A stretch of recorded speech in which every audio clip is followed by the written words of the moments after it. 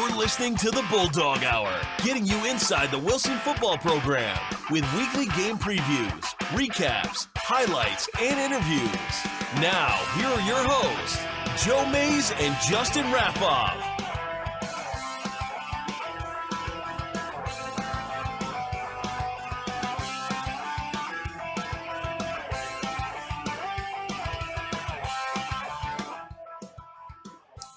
Well, hello, everyone, and welcome to episode 5-6 of the Bulldog Hour. I'm Joe May. Sitting here alongside me is my co-host, Justin Raffoff. Yeah, it's good to be here again, and we're really closing in on things ramping up and regular season starting and all kinds of good stuff. So yeah, it's quickly approaching. And this is a special, interstitial episode here because we just were on a couple nights ago to broadcast our Coach Dom's interview, but we're back and we want to let everyone hear from some of the assistant coaches that will be helping out Coach Dom's during the 2019 season. Attempted to connect with a few, but just the way the schedules worked out, I didn't get to talk to as many people as I had hoped for. We'll try to catch up with them on Friday evenings fall. I was going to say, we usually touch on this as the season comes around, but when things go well on Friday night, we usually get to talk to some of those guys. Right. Not that they've never said no to us, honestly. Like in terms of you know what I mean? Like in terms of no access to anyone. But that's usually, I feel like, because we have a pretty good idea of when to ask. Right. And, if things aren't going well, we don't want to put them in a position to say no. So exactly. So hopefully, even though we didn't talk to a ton of them, we got a few good ones here, and we'll also get to talk to lots of them on Friday nights this fall. That would be great. Yeah, I said the same thing about a few of the players that I didn't get to talk to. There was a variety of them. Matt Fry missed out. I didn't talk to Eli Rotenberg.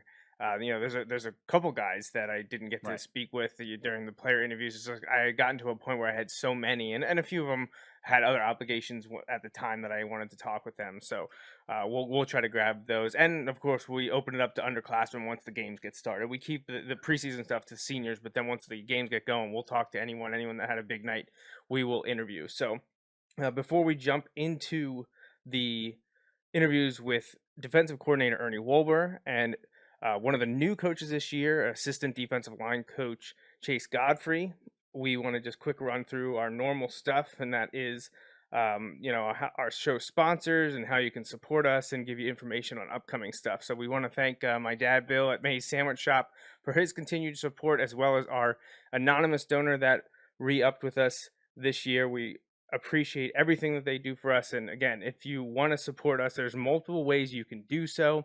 Sponsorship and advertising is an option, as are the in-kind donations. Visit the website, not just to help us out by spreading the word, but, hits are always a good thing, getting people These are all positive things. Spreading information. But again, spreading the word, liking and sharing, like Justin always says, that's a huge help for us. So Facebook, Twitter, Instagram, follow us, like us, retweet us, and just share it around and get our information out there. Now, we will have another show coming up in just a few days. We're going to cover the Bulldog scrimmage against Parkland, and then do our Central Dauphin preview. That'll be coming this weekend, just a few days from now. And don't know exactly when it's going to happen because we actually have a fantasy draft on Sunday night. So we might be doing it a little bit different timing. We'll see how that goes. I think there's a trophy presentation with that. Something like that. Yeah, we'll see. I'm not really sure. We might ignore that. I'm pretty sure there is. I'm pretty sure there is. But, if you follow us like you should be, you will know when that next show will be. And we will be talking about the scrimmage and previewing the first game against Central Dauphin. But yeah, don't worry. We'll make it happen. I don't think we have to wait any longer. So let's dive into these interviews. First up is my conversation with Wilson alum and current defensive coordinator Ernie Wolber, and it was another great one. It's about 40 minutes long. We had a great conversation. It's always a great interview. Yeah, it is a great interview. We look forward to talking to him every year, and I let him know that only he and Coach Dom has been on every preseason show that we've done. So, yep, it's a good one. Let's get to it right now.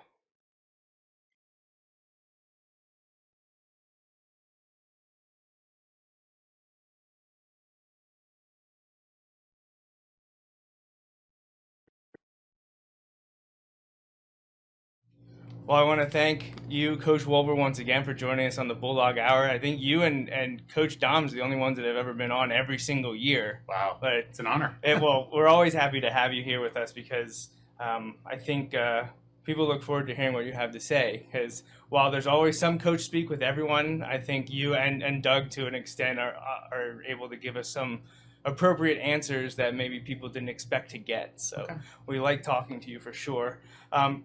Pretty easy and generic to start off. Just how has your off season been so far? How did summer camps go? Your practices, and now that we're in it, Heat Week, how's that going?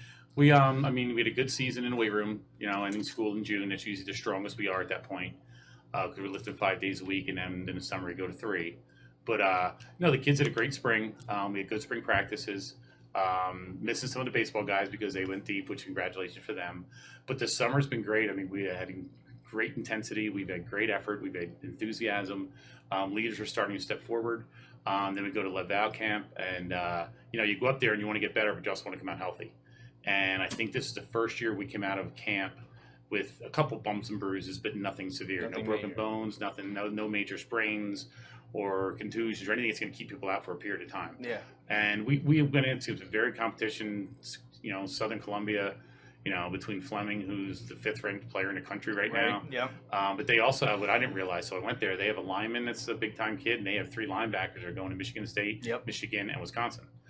So it was nice seeing that kind of competition, and I was pleasantly surprised. We did okay against them. We held our own, which is good. Yeah, Lebanon Valley camp or team camp throughout the years is always a talking point for the players, as a point where it's like the season is kind of here, and everything comes together, and there's always a huge amount of team unity that happens. It's one of the highlights that the kids always mention every year when I say, what's your Wilson highlight so far, and I tell them it can be anything, and a lot of them pick team camp, especially their senior year. Well, they're together for those 3.5 days. They sleep in the dorms. We're in 2 floors, and they see each other. They play fat guy poker for food, but they have a good time. There is some bonding, and it's nice because some of the freshmen who are going to be sophomores coming up don't know the other guys, and they go out there and then they get to eat dinner with them. They get to talk to them, eat, walk with them, hang with them. They have some team bonding events up there, so they have a really good time. So it's a good camp. Before we look ahead to this season, let's look back just quickly at 2018. 8-4, shared league title, make it to the second round of playoffs where you lost to an eventual state runner-up. A very good squad in Harrisburg. Looking back on last season, what was your biggest takeaway, as a coach looking at the team, or maybe you defensively, philosophy? What was 2018 about? We went 8-4. I remember 11.5 of those games. We played 12 because the second half of Warwick I kind of blacked out because that was probably the most frustrating, embarrassing unit that we've ever put out there. I mean, the kids, don't get me wrong, they didn't try. Just everything worked for Warwick's that hurt. But I mean, the season at all, within the last year, wanting to be league champ. I mean, we were tri-champs, which, is okay, but we wanted to individually win it. We go to districts. We ended up playing Harrisburg. I mean, you take away the first 8 minutes of that game, it's a different football game, but the wind, and we were hoping for, bad weather, but it was just the wind, and we got hit with it. But it was, we were young. I mean, we're returning all 4 of our defensive starters on the line. We're returning secondary guys. So we're young. We got better. And the kids realized at that point, Harrisburg, which is runner-up, beat Coatesville, playing at the finals. And they realized, hey, we can play with these guys. So I think we came out.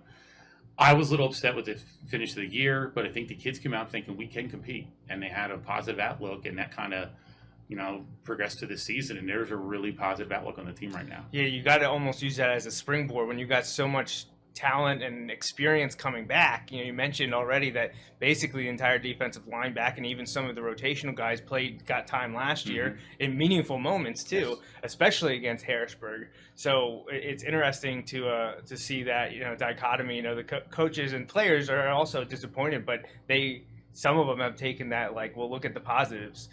We've got a lot coming back, and we hung with this team that beat very talented teams across the state. It kind of reminds me a little bit. I mean, I don't think we're the same level in 2008 when we came back, and we had a really strong team. We lost to Harrisburg in a district semis in overtime, 17-14. Yep. We missed 4 field goals, but anyway, bad memories. But I'm not going to say we look that good. But the team reminds me of that because Harrisburg was loaded that year with talent, loaded with that talent. And our kids really realized, wow, we can play with these guys. And I'm not going to say we're at that level, but I think we're approaching that as far as the attitude with the kids. they feel they can play, and they keep talking about the word dominate. And they're not trying to give billboard material to other teams. They're just saying we want to dominate every team we play, and we haven't had teams think that way for a long time. So it's a very refreshing attitude to have. It's amazing what kind of, if you have the positive and good mentality going into things, good things tend to happen. And sometimes if you're expecting the worst, that's what occurs. Absolutely. So going in prepared, ready, and thinking we are going to win this game Yes. could make a huge difference. You mentioned it, and let's talk about it just briefly, because I know it was an incredibly frustrating experience. But Justin and I tend to not come to you guys after losses. Mm-hmm. So Warwick, we didn't want anything to do with anyone. I think everyone wanted to get out of there and go home. Mm-hmm. Was that just a confluence of everything? Just like a bad matchup? What exactly was going on? I mean, scheme-wise, we didn't do well with the scheme we tried to play. And I'll take full responsibility for that, which I always do. I mean, I'm responsible for defensive play, and some of the schemes we're using, the kids didn't fully understand, and I didn't realize that during the week, and they took advantage of some of the things that we weren't doing well. I mean, Locker has a nice coaching staff. His quarterback completed, I think, every ball he ever threw for like 500 crazy yards. I don't know, it might have been 600, I don't know. But it just, every time they had an opening, the ball was put in their quarterback was dead on that night. He completed everything he threw, and it was short throws. Like, I think he only threw deep a couple times. Yeah, it was very no, but it was hitters. Short and a slant bang 40 yards, slant bang 80 yards. I mean, it was. And the thing is, going into that game, we go in and we're down by, I guess, 9, and we're going down. It's 4th and goal to 2 or something like that. We score. It's a different football game. We don't. Next thing you know, they hit a 95-yard touchdown pass, and I kind of broke our back. But I'll take responsibility for that, because what we're trying to teach the kids is, between man and our zone coverage that we play, there was a little confusion, and I didn't recognize early enough in the week. I thought we were doing okay, but again, our scout team guys don't have the speed Warwick had and experience, so they couldn't simulate it well enough. So it was kind of, I take that for not recognizing we weren't ready to play, and they just took advantage of matchups at that point, And the big part of it is, like, a lot of our matchups, losing Nick, and I don't want to say throw it on Nick, but losing him in that game, that's a whole different football game, because now we can make all the adjustments we want to make. And not that, Greg or Coper or Avante, whoever was playing, I forget who was at linebacker that game, but not that they can't do it, but just Nick's experience of 2 years. Right. He knows the defense almost as well as I do, and he almost thought before me. So that kind of hurts that game. But that was a game that I just couldn't wait to get home. And I kind of hunkered down in the house for a little while. Yeah, well, I know, and we've talked about it in the past, that you're very open about it now, but I understand being in the moment that, like, everyone was shell-shocked. I don't think anyone knew. Like, we were just like, what's going on? It was a surreal feeling, and I've been back now a decade, and I've never experienced anything like that. Even like us doing that to someone, even like there's games that we're expected to do it, or we knew going whatever it is, but for that to happen to us, I don't think everyone was like, this is just nothing's happening, nothing's going our way. No. Chalk it up, move on. Let's get out of there and go and plan on not losing another league game, and be playing for the Tri Championship. Yep. So. Before we look at the players on this year's team, let's look at the schedule, because we do get Warwick here at home this year, but those guys that were so devastating to the team last year are back. McCracken, only going to be a junior quarterback. Glass, who is coming off a knee injury that he suffered, but is back. What are you looking forward to this year? Is Warwick one that you certainly have circled, or the amazing home slate that you guys have? Is there one game in particular just like, man, I can't wait to get to that one? I mean, I know it's week by week. I know I'm a boring guy that way. That's what I think. But, I mean, and I'll be more honest about it. I mean, Central Dolphin, we haven't beaten in 4 years. Yep. That's a huge. Doug pointed that out too. And believe me, the kid, I knew it, but I don't talk about it. This is the guy to the kid's mouth. They're talking about it. Like, this is something that they, and I started to buy into what they're saying and actually add little things to that. So that's a huge. I mean, I look at Central Dolphin being a huge point for us to find out where we're at. It's a barometer they're always game. A tough team. They're well coached. They're big, strong, physical, athletic kids. So I look at that game, but obviously you look Mifflin's Mifflin with Singleton, who's really getting a lot of press, and he deserved it. He's an outstanding athlete, and just an opportunity to match up against them. And Springford, Chad Brubaker. You don't want to lose to Chad Brubaker. And then you go to Mayheim Central, which is a huge. So it's their one game. Yeah, I can't play to a Warwick, but unfortunately that's later on. Yep. But there's some big, Mayheim Township before Warwick. I mean, there's our schedule this year. I mean, I'm looking. I mean, Springford and every team we play, there's something that kind of motivates us a little bit more. But the home slate, hopefully, if we hold serve at home, we can have a very nice year. Oh, absolutely. But looking at the teams, like I said, there's certain reasons to play everybody. Like I can't wait to play Central Dauphin and try to knock them 4 years in a row. Mifflin. That's all I gotta say. Is Mifflin. Springford, I don't lose to Chad. We're not playing him after this year. Yep. So, and his son's on the team. Mm-hmm. So I want to beat Chad. I mean, honestly, he wants to beat us too. We want to beat him. Manheim Central last year went down there and played a great game and couldn't pull it out. So we'd hope for opportunities to win that one this year. And they've got a big time recruited quarterback. Nice to stop him like he did for almost the entire game last year. And then we go into the league play, and there's always winning that league. So every game's important. And you know me, I work on the week one first, and that's what my focus is. But I'm not looking ahead, but I know what's ahead. Yeah. So I'm excited. I'm excited for the year. Yeah. I really am. I'm excited to get after it. Not that we're going to be a dominant team and kill everybody and dominate, but I'm excited for the opportunity to play those teams again. So I think we match up a little bit better this year with some teams we did last year. Yeah, and this has kind of been a theme with Wilson teams for probably at least the last half decade, last 5 years. The non-league slate has been exquisite. There haven't been, pushovers or gimmies. They've been, we're going to go to battle every single week. Absolutely. And while there's a positive of it preparing the team for close games, tough opponents, you also have to worry about the injuries and the attrition, which was a big problem in the last 2 years. Absolutely. 2 years ago, the secondary was destroyed in 2017, and then last year, Doug told us yesterday during the interview, for a majority of the early part of the season, I think you're missing 8 starters, when you counting both sides of the ball. And special teams. You're putting young people in positions and in special teams. And it's hard to stay focused. And we were a 4th punter one time. And when do you lose 3 punters? Right. I mean, it was just unheard of. So focusing on the players for this year in 2019, on the defensive side of the ball, you mentioned already defensive line pretty solid, a lot of guys back. Is there a position group that's a little lacking in terms of returning experience? Is there a spot that's a little up for grabs? A little bit, not much, honestly. I mean, up front we have, our 4 starters back, but we have 3 or 4 guys that worked in, as you said previously. They worked in, so we have experience up front, and we have some depth. At linebacker, Avante's back. He's going to be solid. He's a tremendous athlete. But I look at a kid like Coper. He works so hard. And, he got most improved player camp at Lebanon Valley. Him and Eli Rottenberg got it. But, a kid like that, he is just leaps and bounds better than last year. Hoekstra, who plays outside linebacker, played last year, finished year at 168. He's up to like 195. So he's a bigger, stronger kid version. The other outside linebacker spot, there's Johnny Wildman, Crump, AJ Futrick, Williams, Jayden Jones, who's going to be a sophomore. Yep. There's a lot of guys vying for that spot, but it might be like a game plan, like game week to week, what we need done. Right. In the secondary, having Corson and Fry back there, who's been our safeties for 2 years, is like they know as much as we do. Like I was at practice day, I said something to Troy. He goes, "I know that." I'm sorry, Troy. I forgot. Sorry, my bad. Yeah, my bad. I know. And he didn't say it rudely. He just, Coach, I've done this before. And that's those guys have that. But the corner is going to be interesting. Caleb returns.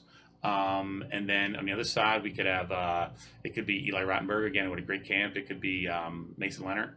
It could be Juju, Julian Smith. Alex Gibble has done a tremendous job in the offseason. He's working in secondary. So I can't say it's a weaker part of the unit. It's just depth is my concern. Up front we have depth. Linebacker we have some depth, but at secondary we don't have a lot of depth. So we got to get some of the young kids up to speed as soon as possible. Now you mentioned the 2 safeties, Fry and Corson.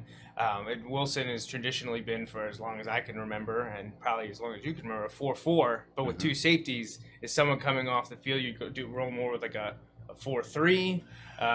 Fryer Corson 5-2. Do they rotate to a cornerback position? Fry is a very good corner. Okay. And he can roll up the corner, and that'll give us some more opportunities to do some things. Plus, Troy may roll up the outside linebacker a little bit in some situations because we have teams. We try to match personnel as best we can. Sure. And if they're coming out and they have a 4-receiver set that they have to do some kind of power run set, we can reduce Troy down to a weak side outside linebacker and play Matt at safety and actually give us some more options to do. Little scheme flexibility. Exactly, yeah. And again, with his intelligence, he's only, I feel like I've coached for 10 years, but I have 2 more years. Right, so this year and next. Exactly. Yeah, it's definitely great to have. What's nice to know is he kind of knows what all the linebackers and all secondary, and he's starting to learn what the fronts are doing. Like, he's going to leave here. He can step in and coach. How about not necessarily focusing on, senior players to step up, but how about someone that you think could break out, underrated? You mentioned Coper and Hoekstra being bigger and stronger this year. They played a lot last year. Maybe Coper wasn't expected to as much until Nick Johnson was injured. Yeah. But who's someone that you think could have a breakout season for your defense this year? I think at defense right now we have kind of two sets of line. We have a big, strong group of linemen that are going to play more against your run teams. But then when you go much more spread teams, we're going to have some more athletic kids at defensive end. And I mean, I look at a kid like Schrufer, who plays defensive end, a speed guy. I look at a kid like Capitano at the other end. And these two kids, like at camp, Southern Columbia, they can block them.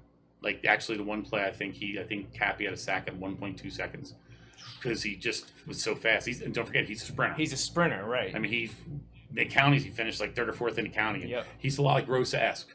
Austin Rose, who played for us, he's a lot like Austin in that aspect, where he's going to give us that little speed, and I'll tell you, when he gets going, he's tough to block. So I could see those two being role players, but making huge contributions when they have to.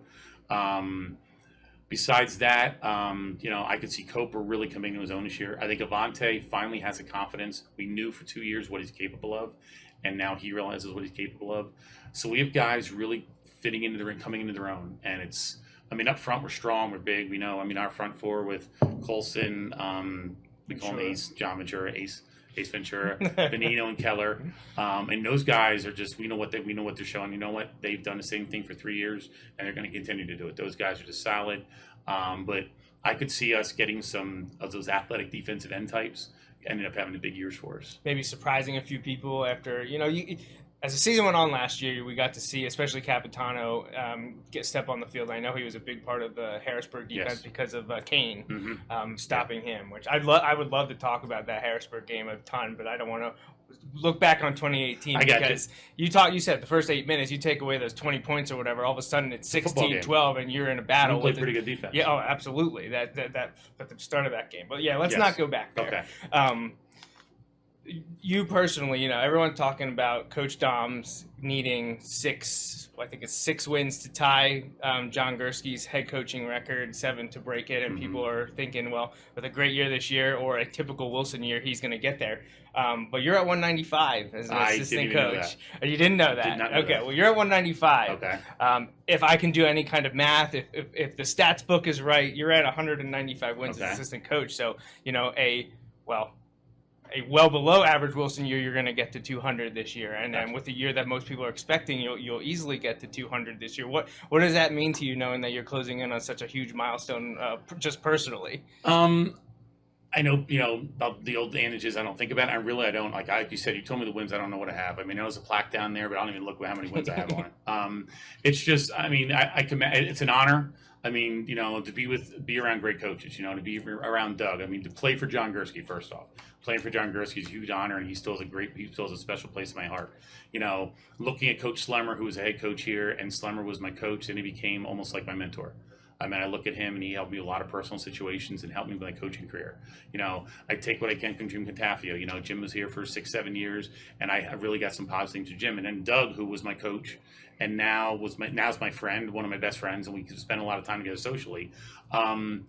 It's an honor to be around such special guys, and not even our head coach on with Doug, but all the coaches on the staff. Like everybody's contributed so much, and I know people, a lot of people think we're bad people or we're arrogant or whatever we are, but some of my best friends from other school districts and tell people they're not like that. They're regular guys, just want to be successful, and it's an honor to be in that number. 200 wins is pretty cool. I mean, to tell you the truth, I didn't think about it. Yeah. How many losses do I have? Do you know? I don't know that off the top of my head. I'm curious about that. It's not going to be a lot. Your first year was fall on the varsity staff was fall 2000. Yes. Okay, that was my sophomore year. So I'd assume I'm probably going to say in the 30s or 40s in losses. It can't be that much. I mean, I will let you know. Okay. I'm not going to sit here and do math in my head. The wins are good. But the losses keep them low. That's my goal. Would be least amount of loss. We don't even know. It'd be great for winning percentage. But no, it's just, and again, I put stuff on the board and teach it to the kids. And Friday night say go out and execute it. And we get the wins, but you know what? It's the kids that really earn the wins. We just hopefully put them in position, not try to mess them up. Well, you've been doing a pretty good job of it. Thank you. I guess so. This is your 20th season then. Yeah. 20th season. Yeah, here. Excellent. High school, so. Yeah. I'd hoped to talk to Matt Bender, but we celebrated with him or let him know a couple years ago. Congratulate him on his 200th victory as a coach because he was, I think, 2 years before you. I think he was 98, exactly, Contapio's first year. Yeah, I was still at Southern at that time. Okay, and he's sitting at 214. So it was just in 2017, Justin and I afterwards, we just said, hey, by the way, congratulations, that was your 200th coaching victory. And he had no idea either. Wow, yeah. But yeah. I mean, because I go back, me coaching I was at Central Catholic, I was at Albright College, I was at Reading High. So, I mean, I had years there, too, and it's like, I wonder what my overall, I would have to go back and look at that sometime. Yeah, that would be interesting to see what that would be like, but yeah, almost at 200 as a Wilson assistant. It's 200 wins, it means I'm getting old. That's one way to look at it. Yes. But no, we've had success, and the kids have put hard work into that, so. And this year is the 75th season of Wilson football. It's hard to think that it's at that point because I remember when I was growing up being here for the 94 season when we were celebrating 50 years of the football program. And here we are at 75, and we got events happening in this October. Coincidentally, wasn't done on purpose, just the way it worked out. The game against Warwick is the night that the Tradition Club is welcoming back past championship teams, one of which you were a part of. It was 1969, then your 1979 team, or your sophomore on that team? Yeah, sophomore on that team. 89 team, which went to the state final. 99, which was an incredible year with Pete Gilmore, lost to Becca High in the state semifinals. Yeah. And then 2009, another team that you're familiar with as a coach as well. So we're welcoming those guys back, and I have them here to honor them at halftime of that game. Yeah, it'll be a lot of fun. Some of them have been back recently for other teams. We did 69 for one of the first 3 title teams, I think, in 2017. But since they're celebrating the 50th season of their accomplishments in 69, we thought this would be a good year to recognize them again. And actually, Coach Doms was the one that said, hey, years that end in 9 are pretty good at Wilson, so maybe we should get them all back here and maybe continue it this year. Exactly, sounds good to me. So looking back at the time that you were here as a player and the time you've been now working at 20 years as a coach, who do you think is one of the more overlooked or underappreciated players or coaches from your time with the program so far? That's a tough one. There are so many. My memory, I sometimes remember when the kids graduated. It's just so many players coming through. Oh yeah. And it's tough to pick them out. But the thing I'm really proud to say is every year I've been a coach and or player, we always had a senior or two who nobody counted on. Yep. Just all of a sudden doing something and just really, really being a key cog in the team. And that's something, like I said, I could rattle off some names, and I know I'm going to miss some, so I don't want to say any names. But it's neat to see a kid come in and work for 3 years and wait his time, and then all of a sudden he's thrust into the spotlight, and sometimes by injury, because sometimes I start in the beginning of the year. Yep. And sometimes he's forced to actually due to injury, and watching them kids succeed and watching them grow, not as an athlete, but as a person. And become a young adult and mature into that, and have them come back. So many players come back, and that's one of my biggest compliments as a coach, when kids come back and talk to me and say, how much, Coach, you helped me so much, not only in the field, but as a human being, being a better man, better person. And those are the kind of things that, so when kids come back, they see that, but, oh man, underappreciated. Wow. We're not, now with social media, we're out more. Yeah. But years back, you look, everybody around here knows Bill Morgan, but he did a great job with the defense. Bernie Stoppa with the offense. Ray Ritchie, I love Ray. He was here and a great coach, and he called the offense basically when John was here. Gursky was here. Billy Hawes, who kind of behind the scenes didn't say much, but called the offense when Slum was here. Yeah. A lot of the coaches in years past weren't big guys because of social media or whatever, or weren't out and open. People don't know who they are. Yep. Now I go somewhere and hey, Coach, how you doing? And I'm like, I'm doing great. And I don't know. Yeah. This week we have 100 kids running around for youth camp, and I guarantee you in the next 2 weeks I'll see 50 of them. And they'll, hey, coach, and I can't remember their names. There's a lot of them running around. Yeah. So we're kind of more in a public eye now than we used to be. But no, the numbers are astronomical on people forgetting and just people putting time in and just doing the right things and being successful. These a lot of kids are very successful now outside of athletics. Yeah. And that's what I'm really proud to say. How about a memorable game as a player or one in the last 19 years you've gone through so far? And Coach Downs, when I asked him this, he rattled off 10 to 12, and 90% of them were losses. Yeah, those are the ones you stick. Yeah. Going back, I remember my sophomore year we were playing at McCaskey, and I was his backup, and it was later in the game, probably a couple touchdowns. I get in the game, and they had a running back number 33. Don't remember his name. He was a very good running back, but he ran a little something out in the flat, or he ran a flare pass or something. And I'm like, oh, I'm lighting this guy up. I'm running out there full speed, and next thing I know, I left my feet, and I turn around and look behind me, and he's running 20 yards behind me. And so I remember that sticks out to this day for some reason. My senior year, junior year, I remember sacking Frank Reich, who was at Cedar Crest my junior year. Yep. That was awesome. I hit him and slid down and finally tackled it. But my senior year, I remember one of my biggest memories senior year is beating McCaskey here 7-6. Okay. Which was awesome because we were undefeated. We had a really good team, and we had actually scored a touchdown, and we weren't good at extra points. Lee was our kicker, and he was an okay kicker, but he wasn't great. And he had to kick the extra point to win the game. We won 7-6. So that was kind of a neat accomplishment. As coach, I think looking back, a lot of wins were great. But looking back, I think the win at Lancaster Catholic a few years ago, 14-7. 2012. Yeah. Yeah, with Junior and when we had a goal line stand, and that was just a tremendous game. I remember the game vividly. Like, I can't believe how much I remember about that game, talking about who made tackles, things like that. Other games are wins. But then you look at most of the stuff. I mean, I'm looking back at the loss to Bethel Park still haunts me. That game just sticks with me and will always stick with me. The loss to Harrisburg, 17-14. Back-to-back years. Yes, the loss to Mifflin when they mercy ruled us in playoffs. That just back-to-back years just sticks there. The loss to Pittsburgh Central Catholic a few years ago when we lost to them, the score was 2016. Yeah, the score was a lot worse than the game was. I mean, we throw a fade down the sideline. If Brian makes a nice catch, we're within a touchdown of that game. But they were better than us. I know that, but we played exceptionally well. Pine Richland. 2014. Losing to them when they had to score 20 points or throw 14 points in the fourth quarter to beat us. Those things linger. The Warwick game last year, even though I don't remember it, that is fresh, big time. The loss in the playoffs at Manheim Township 2 years ago sticks with me because I thought we were on the verge, 21-14, punting, and I thought we had things together. And then we fumble, and then they score on the first play and bang us 14-point game. So I think Doug's right. The losses stick with you. I mean, the winning is great, but the losses just haunt you. Yeah.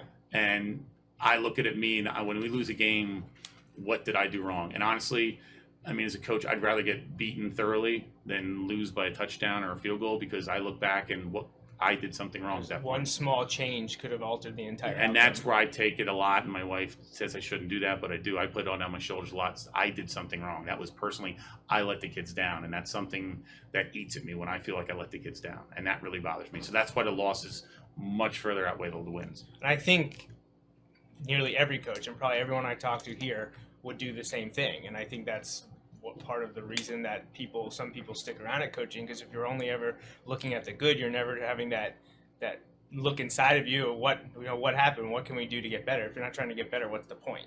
So we have to reevaluate ourselves all the time. And I've been coaching a long time. Probably I think this is my 20th or 29th total year, whatever it is. But I still go to coaching clinics, and every year I come out with coaching clinics with new ideas and new something. And honestly, I'm a nerd, but I recorded the bowl games last year on the coaches channel on ESPN, and I've watched them each 5-6 times. Where they talk about the game as it's they break the film down.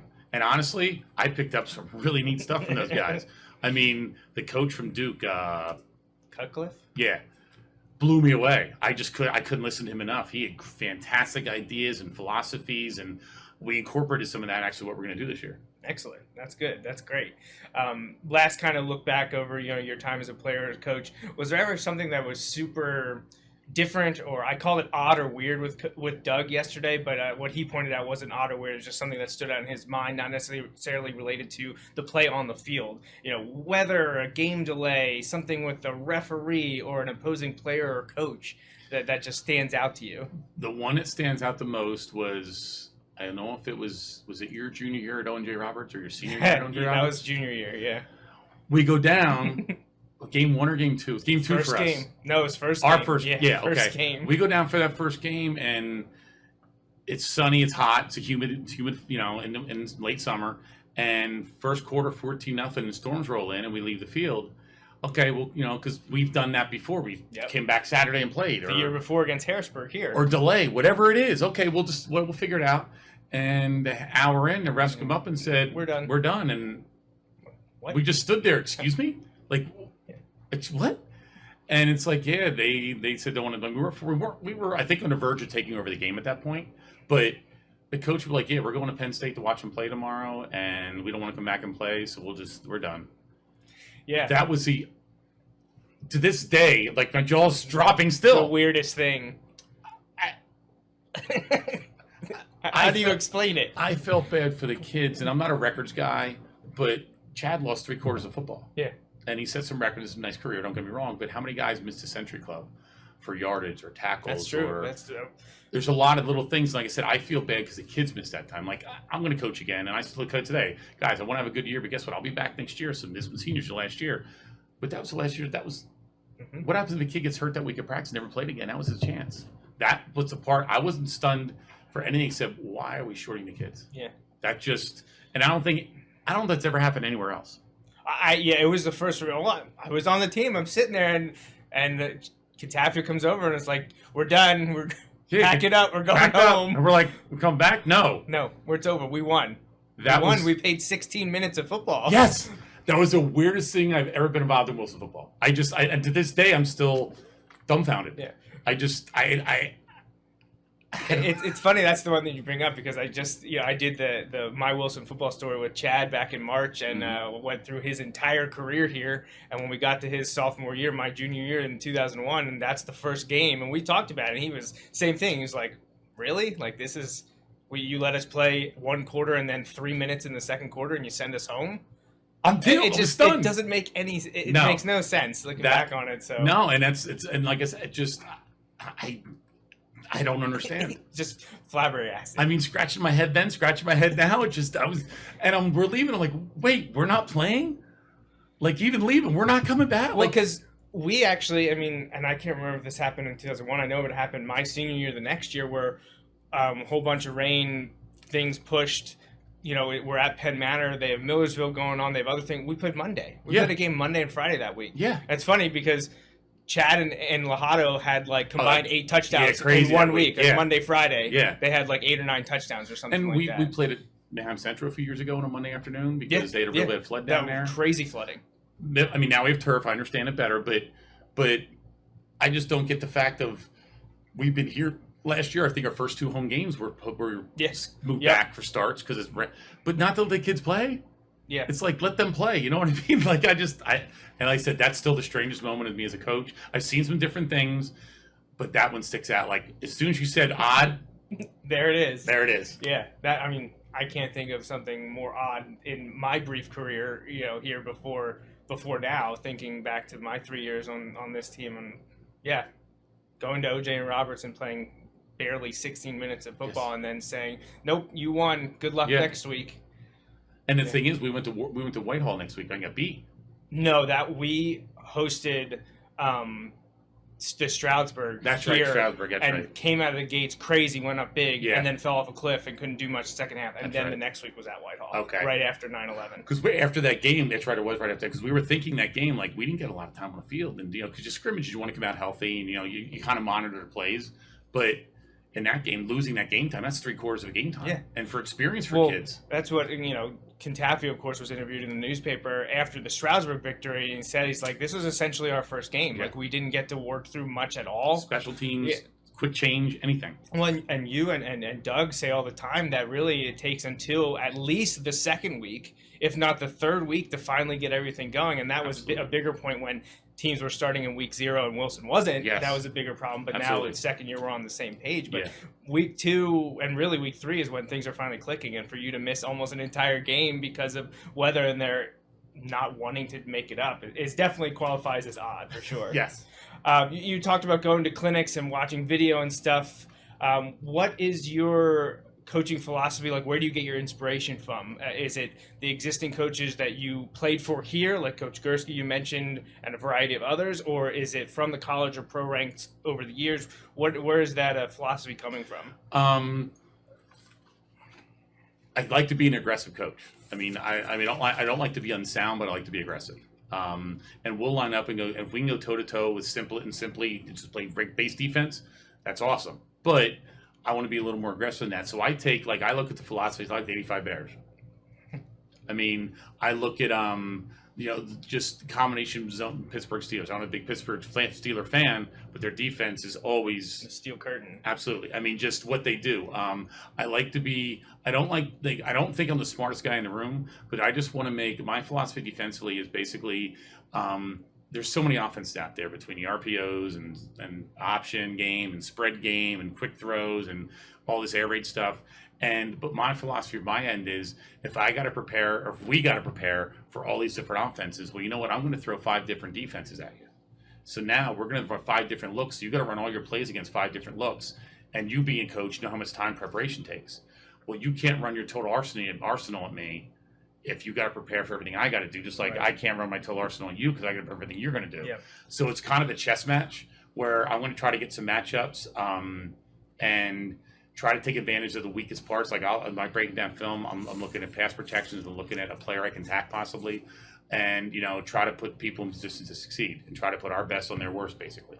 But no, I mean, Again, I'm not a big Bears guy. No, Bender is. I'm not a big Bears guy, but the 85 Bears and that 46 defense. Yep. I mean, I was just out of high school, and it was something that I was looking at, and like nobody's ever done that. And just watching the matriculation of the game and watching how it changed through the process. And like, I'm not a Buddy Ryan. I mean, I'm not like a Rex Ryan guy. They're a little like Chad Henne told me. He goes, "You blitz those guys. Somebody's open. They're always uncovering somebody." But you got to know who it is. Right. Otherwise, because people come from different Otherwise, angles. they're going to smash you. And I can't, as a high school coach, I don't feel comfortable being unsound, so everybody has to be covered. But I'm going to try to bring as much as possible and be aggressive as possible. I have the mentality of 3 and out. Win first down, now we're pinning our ears back, and now we can blitz and run some combinations, check zone coverages, and mix everything up. So that's kind of where I go from. Kind of like we still play a lot of defense we played when you were here. And a lot of defenses when That's what I said. I know you're a 4-4. Like, you've been 4-4 for exactly. how long? And we try. Like, that's our base. We call it Tonka. That's our base package. And 4x4 because the truck, my little Tonka truck. That's what we call it, 4x4. It works. Yep. And just like offense change personnel, 12 personnel, 11 personnel, whatever, we just give it scheme defensively, and that's 11. That's Tonka personnel. But that's our base defense. But obviously we're in a 4-3, 3-4, 3-5, 3-3. We'll run some 4-2s. We'll run everything, and so it's my job to get them ready to do that. So, but it's just make teams scheme against everything. Have you done in the past the one where you have a bunch of basically linebackers or secondary, and they're all up on the line standing up? Yes, have you done? We call what that, do you call that? We have 2 different things. One we call up, where everybody's on the line of scrimmage and a sprinter stands. We also one we call bubble. Okay. Where bubble, we're a yard and a half off the ball, and they don't know who's doing what. Right. And you're confusing them. Who's going to drop? Who's going to come? We did that against Hempfield, I don't know, 8-10 years ago, whatever it was, and they called everything at the line. Their quarterback was really good. He played in Navy, I think. They run an option game, and he ran against what defense you lined up against. Well, we didn't line up. So then they had no idea what to do. They took a too much time penalty on first down. On second down, they had to call a timeout. They couldn't call a play because everybody stood there just looking at him. His read wasn't there. He had nothing because we had 11 guys a yard and a half off the ball. Just weird stuff like that, but when it did hurt them then. Nowadays coaches are much better and are prepared for things like that, but we'll still run some up stuff, and you'll see it in college game or pro game, you see all those guys ready to come, and sometimes they're bailing out, sometimes they're coming, then we do that. I mean, and again, football's a copy sport. Oh yeah, absolutely. And if I see something on a Saturday or Sunday, not Sundays, I don't see a lot of games, but Saturday college games, if I see something I like, rewind. And I'll get the pen and paper out and start writing it down. I'm like, I like that, and we'll come in and do some of that stuff. I send stuff to Fernzler all the time. I'm just like, hold on, DVR, pause. I'm like, hey, check this out. Absolutely. Schemes are, hey, if a scheme works for one person, it's going to work for the next guy. Right. It's just a matter of scheme's important, but just because I know it doesn't mean the kids got to be able to teach it. And that's where it comes down to coaching. So defensively, it seems that you mostly focus on preparation, discipline, and aggressiveness. That's kind of... I mean, I don't want to go into a game where kids not knowing what to do. Yeah. And if I go in and I can't prepare for everything, but I try to give door safeties where make our checks, just do something safe. Keep us safe. If you're not sure, have confidence, because those kids are playing, and if they don't have confidence in what you're doing, they're not going to do it well. Yeah. So whatever you're confident and keep us safe, that's your go-to check guy. And with Troy and Matt, with so much experience, they kind of know. Like Troy said out here, hey, can we run this? I'm like, but nobody else does. So we'll get it in. But no, so it's be sound, but be aggressive. So you mentioned the 85 Bears, and I was one at the time, didn't understand anything about football or liking teams or what, but I do enjoy that the Dolphins, my team, are the only team to beat that 85 team. Oh, they tore them, they took them apart. Monday night in Miami. Yeah, they took them apart that night. Second year, I think. Yeah, they took them apart. So I always like that when I get to see them on reruns. I'm just like, hey, Miami ruined their perfect season. They talk about Buddy Ryan and Ditka like almost fighting at halftime of that game. Yeah, there's many stories about that because they couldn't stop them.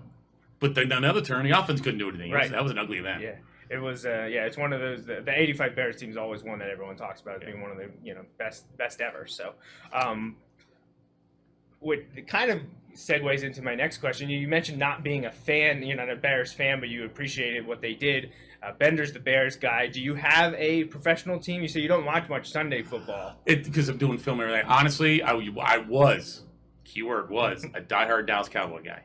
Not shocked. Okay. The reason when they let go DeMarcus Ware.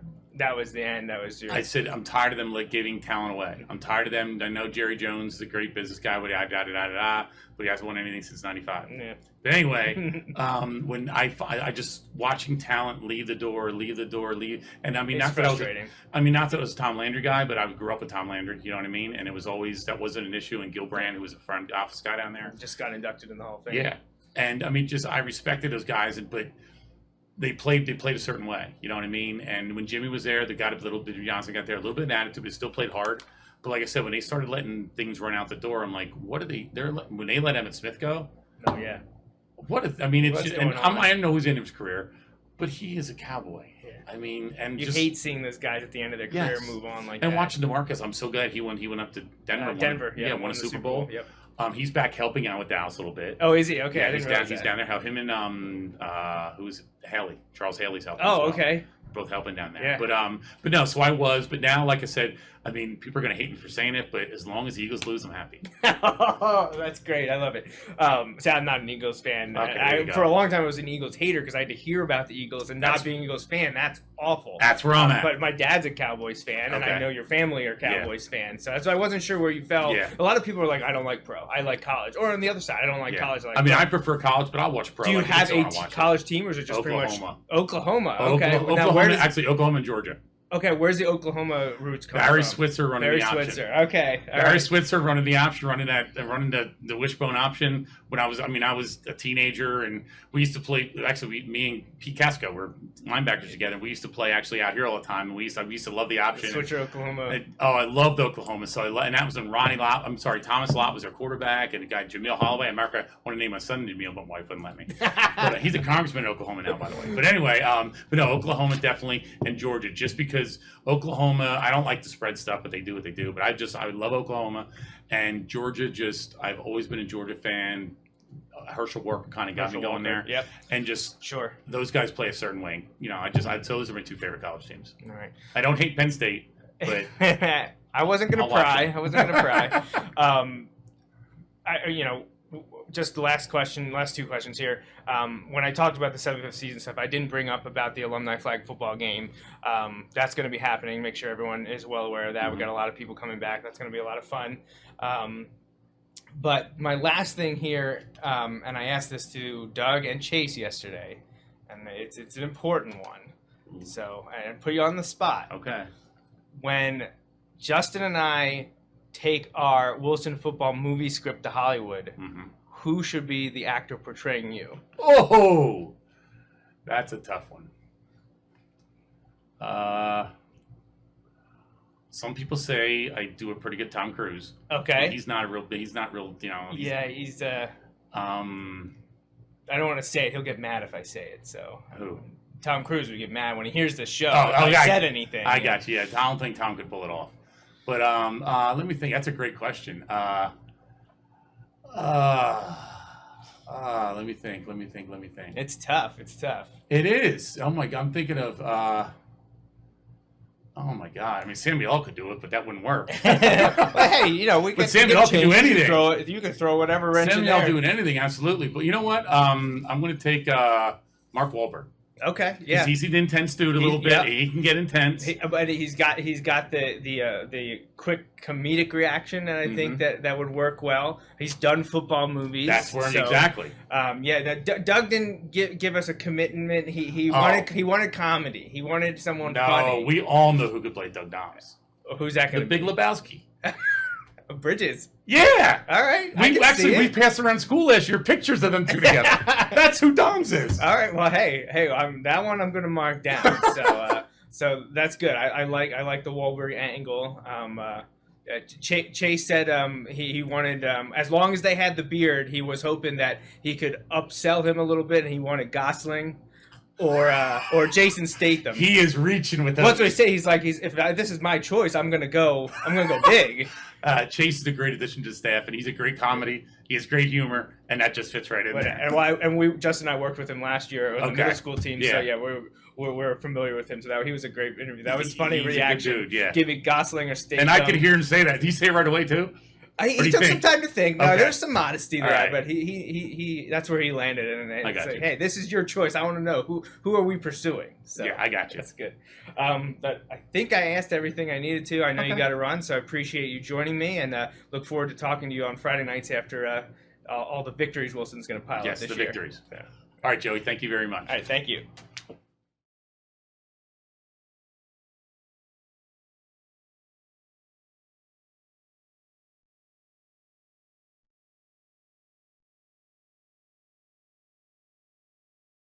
All right, so the Wilson staff has a couple new coaches this year, and we're sitting down with one of them now.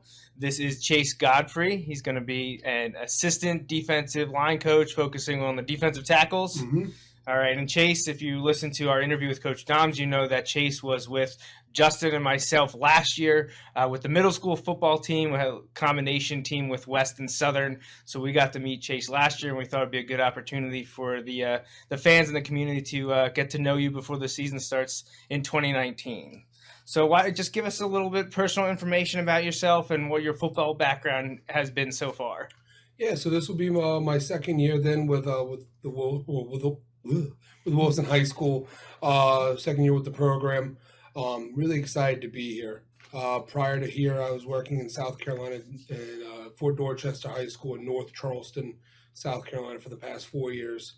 And then I spent 1 year in Accomack County, Virginia after I graduated from college. And I played 4 years on the offensive line at Millersville. Yeah, I'm really excited to be here. Wilson's an awesome place. It's really interesting to come somewhere where there's a rich history and just being successful. In recent history and then over time. Growing up, I went to Perk Valley down in Collegeville, and they've had recent success. But I remember being in high school and I didn't know anything about Wilson before I took this interview, or I didn't know much, but I definitely knew that Wilson had strong football. And I remember that from 10, 15 years ago when I was in high school. Excellent. So, you mentioned that you're, or maybe you didn't mention. I'll mention you're working with the school district. You're an educator. Mm-hmm. What are you teaching, and where are you at? What building? Oh, so I'm in the lower house again this year.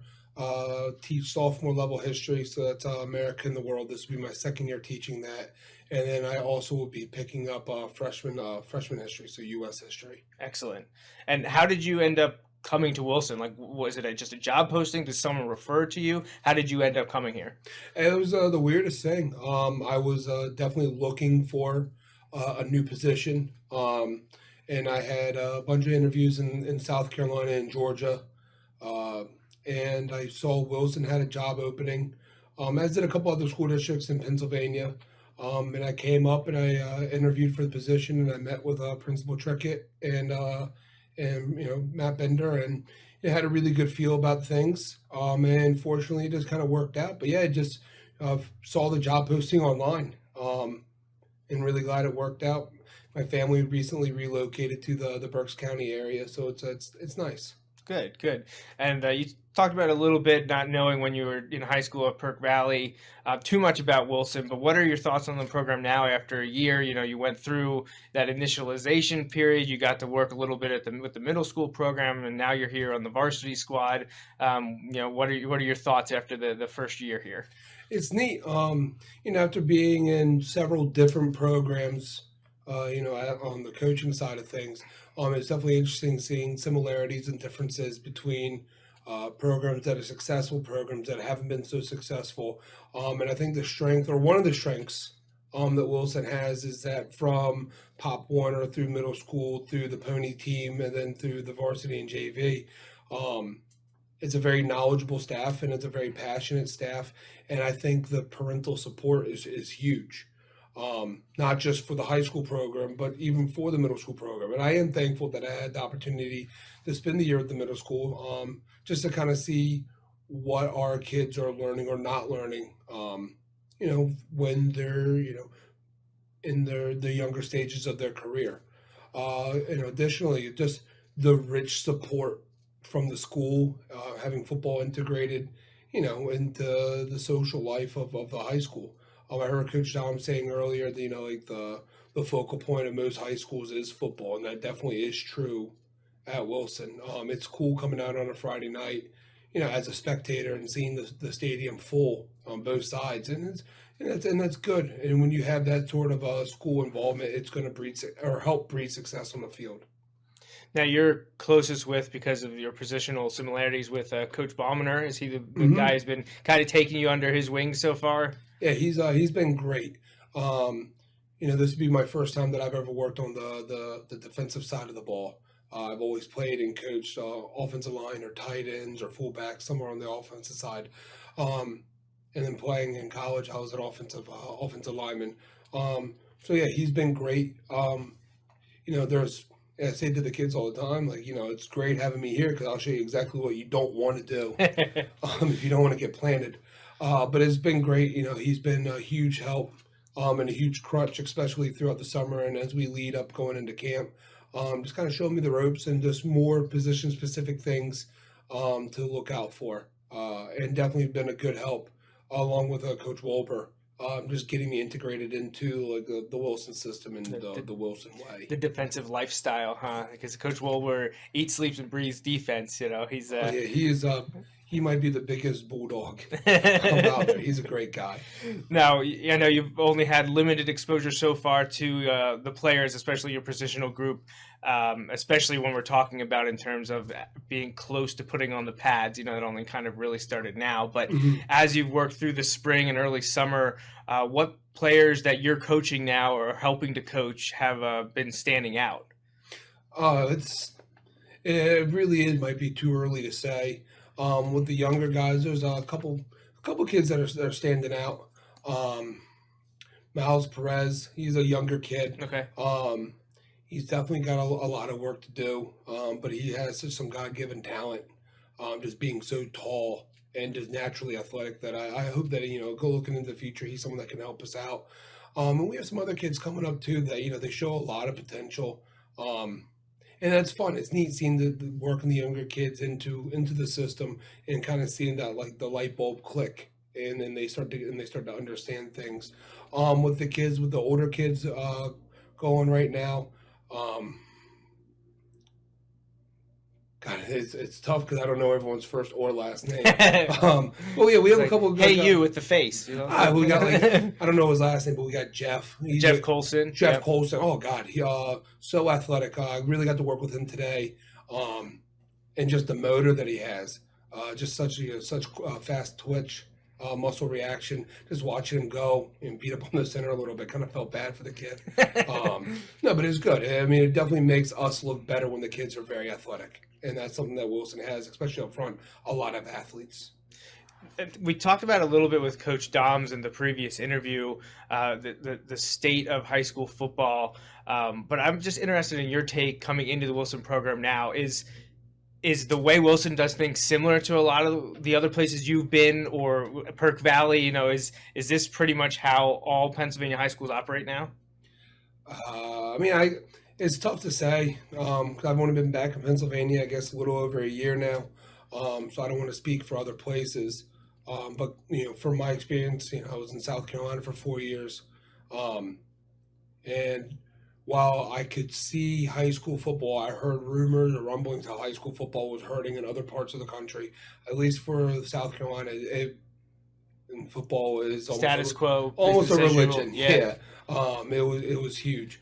But I would say that I see a lot of similarities in the way that we ran things down at Fort Dorchester to how things are run here, in the sense that it's a year-round commitment. And I do know, speaking for other schools, that once you get into the winter and spring, and especially over summer, the number of participants that you have kind of drops off for your off-season workouts. And I think this one of the strengths that Wilson has is, year in, year out, the kids are here. And I think that's one similarity that I saw from, some of the previous schools I've been at is, you want to have kids that are just hanging around. So that's, breeds success. Keep them busy. So personally, what's your coaching philosophy, or who was your biggest inspiration? What do you get out of high school sports, and specifically football? Is there anyone that you can point to and be like, that's someone that I look up to, or I think I mold my coaching philosophy around his? Anything jump out to you, or just kind of forging your own path?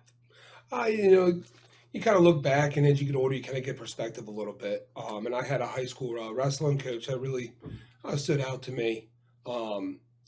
Always kind of did things, win or lose, you don't show any emotion until you get back to the locker room. Kind of an old school kind of mentality.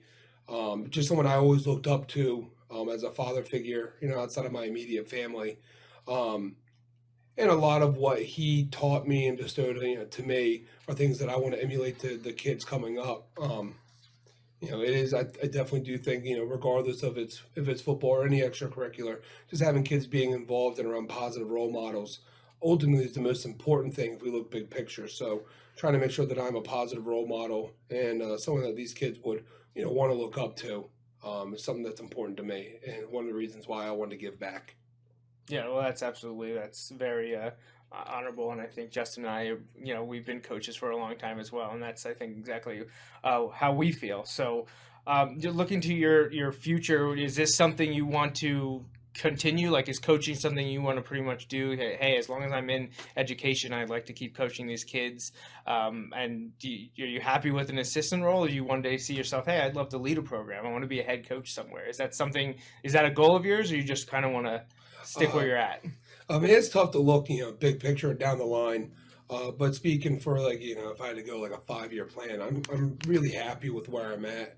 I definitely think that being involved in the school as a coach definitely makes the teaching aspect more enjoyable, because you build deep, and positive relationships with students that you wouldn't be able to have those kind of connections. And vice versa, being a coach that works in the building is beneficial as well. When a kid's being a knucklehead. Oh yeah, it's definitely nice having someone in the building that they can answer to. But yeah, no, I'm really happy with my role right now. But who knows? Yeah. Growing up, I'm assuming you were probably a big football fan. Playing it, did you watch it? Pro, college? Were you into that, or just pretty much you wanted to be on the field? Growing up. Definitely was growing up in Collegeville, big Philadelphia, everything fan, so definitely a big Eagles fan. And then, for a college team, I never really got into Didn't college latch football. on to any. But, it's cool seeing some of the kids that I've coached over the years in various places. They've gone on to college. So definitely right now, go Tigers. I'm a big Clemson fan, at least for the next year. And then we'll see where any of my former players go. You're that street free agent there for college. You can kind of just pick, if you know someone who's like, hey, I coached him, it's cool to cheer for. It definitely makes it the games a little more meaningful when you know someone on the field in some capacity. Now, when you were growing up playing at Perk Valley, or when you were at Millersville, was there, you mentioned Eagles fan, but was there a player in college or pros that you kind of emulated or just looked up to and, was like, that guy knows how to play football? Like, I really enjoy watching him, looking back. Oh, yeah. I mean, growing up in the early 2000s, like, how can you not be a Brian Dawkins fan? Or seeing Jeremiah Trotter, come up the middle. Those are definitely moments that you live for. I definitely think when I was a kid, like middle school, I definitely looked up to like John Runyon. Okay. Just nasty offensive lineman. someone that I wanted to emulate being, and definitely fell way short of. Well, it's funny that the first two you mentioned are defensive guys, and you talk about it, you were on the offensive line, but you bookended, you got Runyon in there, so that was absolutely. That's pretty much it. We just have one more question. I don't know if you heard us ask Coach Dums, but this is very important. We just want to know, when Justin and I take our Wilson football movie to Hollywood, who would you have portray you in the film? Ooh. I mean, I always kind of would think that like a Ryan Gosling. Okay, yeah, I see it. He might have to put on a couple pounds. Maybe like a plus-size Vin Diesel. Yeah, I think those would probably be the best, most accurate portrayal of myself. So on the poster, it'll say Chase Godfrey, and then it'll say as portrayed by Ryan Gosling. Yeah, or maybe a Jason Statham. Okay. Yeah. All right. Yeah, any of those three. The word's out. Would you stipulate the beard has to be? They have to grow the beard though. Yeah, the beard game has to stay strong. Okay, that's what we want to see. That's what we want to hear. So, all right. Well, Chase, I think that's all we got. Do you have anything to add, Justin? Anything to throw out there? All right. Well, thanks for joining us, Awesome. and we look Thanks forward so to much, talking guys. to you this fall. Perfect. Thank you. All right, so that was our interviews with Defensive Coordinator Ernie Wolber and new defensive assistant Chase Godfrey, who you heard us mention. He was working with Justin and I last year with the middle school team. We combined West and Southern, had one team, and Chase was with us there, so I got to know him a little bit then. It's great to see him with the high school now. But that pretty much wraps up this episode of the show, a little special midweek tease here as we get ready for the scrimmage on Saturday. Justin and I will be back with episode 7 already, 7th episode of the 5th season. It's crazy to think about, but we will have that episode this weekend. I don't know if it'll be Saturday afternoon, evening, night, sometime Sunday. It'll be this weekend, though. Just pay attention to our social pages. Check out Facebook, Twitter, Instagram, all that good stuff. Make sure you like and subscribe and share our stuff. And we'll have a recap of the scrimmage, and we'll preview the Central Dauphin game, which is crazy to think about, but first game is right around the corner. So just keep paying attention to our stuff that we're putting out there, and we'll have you covered all season long. So that pretty much does it. If you have any questions, you can always contact me at joe@bulldoghour.com. So until next time, for Justin Raffoff and the Wilson Football Program, I'm Joe Mays, and remember, go Bulldogs. Thanks for listening to this week's episode of the Bulldog Hour. Want more Wilson football? Follow the show on Facebook, Twitter, and Instagram. Subscribe to the podcast on iTunes and SoundCloud, or visit www.bulldoghour.com. The Bulldog Hour is a featured program on jmnjrradio.com.